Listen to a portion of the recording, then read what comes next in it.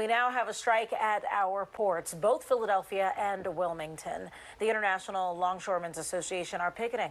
The strike affects more than 40,000 port workers from Maine to Texas, and this means operations could now be seized at the Port of Philadelphia and Wilmington.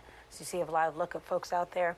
So this map shows you just how many ports are impacted by this strike, stretching along the East and Gulf coasts. So Hank is live with more about this strike and also how this is going to affect everyone. Yeah, absolutely, Alex, and good morning, guys. It's every port that is subject to the U.S. Maritime Association's contracting. Dock workers down here, especially down at the Delaware Avenue Wawa, have been telling me this is brewing for a couple of months, and they told me today was coming. I personally was hoping that it would never show up, but here they all are, guys, picketing absolutely for sure.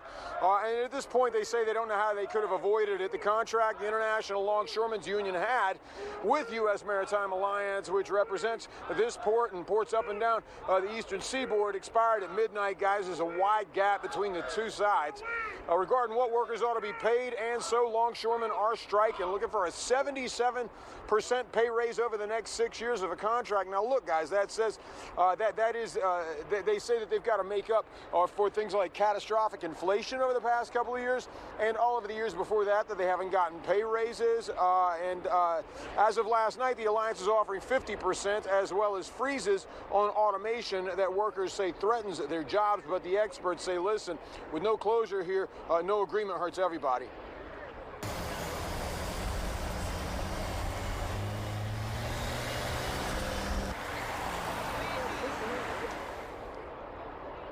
Oh, wow, okay. And so what the fellow there told us, he's an expert, basically told us that the longer this drags out, guys, the more problems that we're going to wind up having at stores, some of which have been stockpiling in preparation for this. But at the end of the day, there's no stockpiling, preparing for a couple of months worth of closed ports. Now, in a statement, Philip Ports, which is not a negotiator, says that the Maritime Alliance and the ILA have been meeting for months. Main sticking points are pay, technology, and automation. Statement from the ILA says that the maritime carriers want to continue to enjoy billion-dollar profits while offering an unacceptable pay package.